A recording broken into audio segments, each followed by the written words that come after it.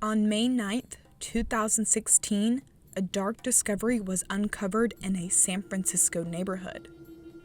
Workers digging through a concrete garage floor during a home remodeling project suddenly struck something hard. They quickly brushed away the rubble and unearthed a lead and bronze coffin. Inside was a 145-year-old corpse of an unidentified 3-year-old girl. She was wearing a white dress and grasping a rose in her right hand. Her blonde hair was intertwined with lavender flowers. And this wasn't the first time unknown remains were mysteriously found beneath the grounds of San Francisco. During the early 1950s, at least 200 corpses were dredged up amid the construction of a library.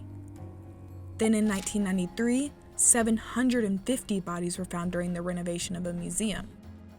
San Francisco only has 2 cemeteries for the entire city, and neither of them perform active burials. But these bodies are turning up nowhere near either of the 2. During the mid-1800s, a carpenter named James Wilson Marshall began building a water power sawmill near Colma, California.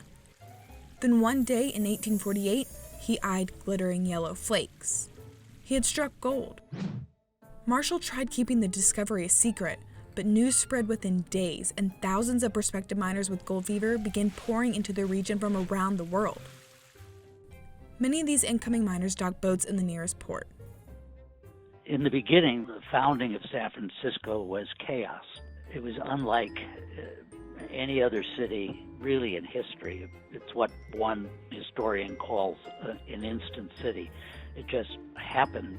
Parts of it were built just overnight, and there were, before the gold rush, maybe 1,000 people living in what was then called Yerba Buena, and within a year there were 25,000, and then within a couple of years after that, 50,000. It was really chaotic.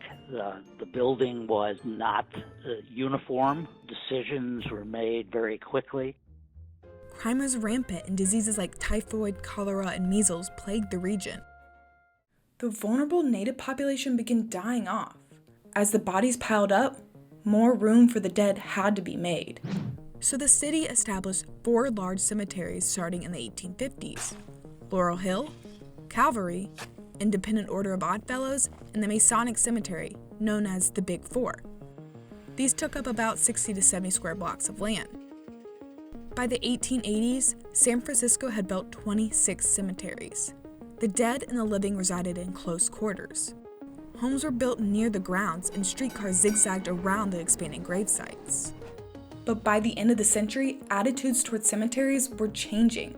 Residents' comfort with such close proximity with the dead were beginning to wane. There were more disease outbreaks, and scientists warned that the wind carried from cemeteries was a health hazard.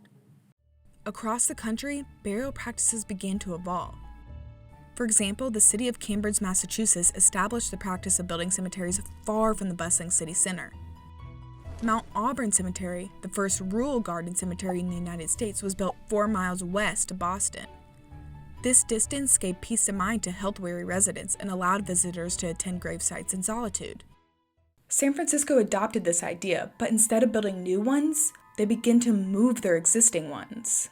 They moved the public cemetery way far out where they thought the city would never expand to. And this was out by the Pacific Ocean. And at the time they did this, very few people envisioned that San Francisco would ever expand out there. Large parts of San Francisco, what is now maybe 60-70% of the land, was sand dunes. A lot of the area wasn't really developed until after World War II in the 1950s. They didn't envision that this land would ever be used for serious commercial and residential housing. But this was just the beginning.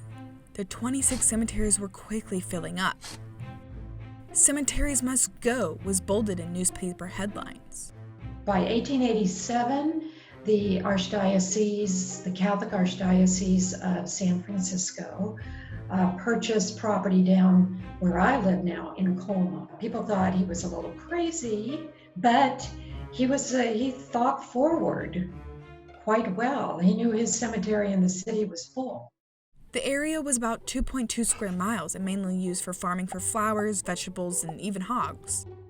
It was just a few miles south of the city, which made it easily accessible as many streetcars and trains were routed through the town. It was a round-trip day to have your service in the city, to take your loved one out to the cemetery, bury them, have an after-burial party at Malloy's Tavern, and then head back to the city, and you could do that all in one day.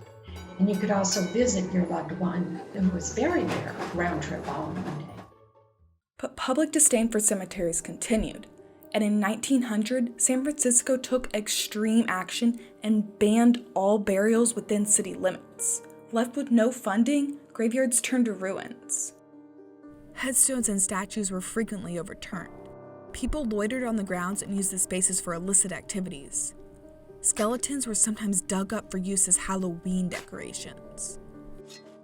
In response, San Francisco made another drastic declaration. It would begin moving all of its bodies out of the cemeteries. Cemetery owners quickly purchased even more land around San Mateo County. In 1924, this area became the town of Lawndale. Throughout the decades, cemeteries began transporting bodies from San Francisco to the new grounds. This removal was a delicate process. If a casket was preserved well, it was moved along with the body. But if it had signs of deterioration, the bones were thrown into boxes. If a family wanted the headstone to be moved along with the body, they had to purchase it for $10.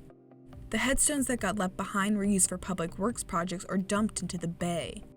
Although many advocated for this removal, it was also met with strong opposition, especially from the Catholic Church and the Big Four private cemeteries. But one by one, they began giving in and moving bodies.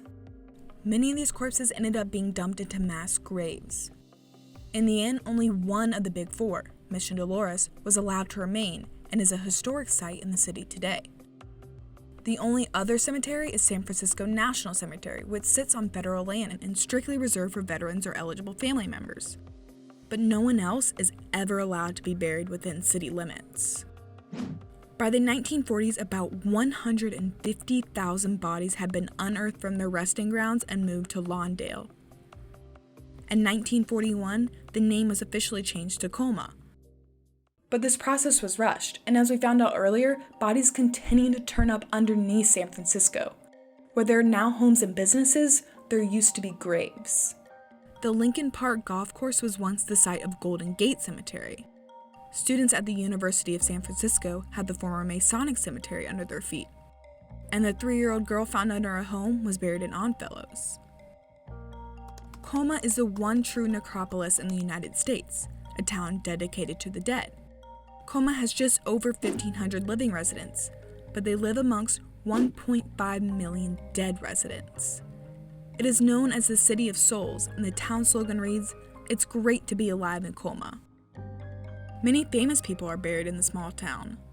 Businessman Levi Strauss and baseball player Joe DiMaggio are just some of the distinguished names inscribed on headstones. But as we know, history has a tendency to repeat itself. With all the cemeteries here in Colma filling up, what's not certain is where people in the Bay Area are going to be buried. In 2018, cemetery officials predicted that the town had an estimated 40 years remaining before this would happen. If you're planning on dying, you better come see us, James Carlin stated, one of the executive directors of a Colma cemetery. One solution? More cremations. Some of Colma's additional land is only suitable for burying urns instead of coffins. It could allow for more grave sites than a traditional burial. This post-mortem method is already increasing in popularity. Another possible resolution would be to build vertical graves above ground in mausoleums. This could solve the problem of running out of underground space. Fortunately, Colma is zoned for the dead, and there are no concerns of exhumations due to real estate desires. But if San Francisco was once too crowded for the dead, will Colma eventually be too? And where will all the bodies go if this does happen? What are your thoughts on the City of Souls? Would you ever visit Colma? Tell us in the comments below, and be sure to like and subscribe. And don't forget to hit that notification bell to be the first to know when we post new videos.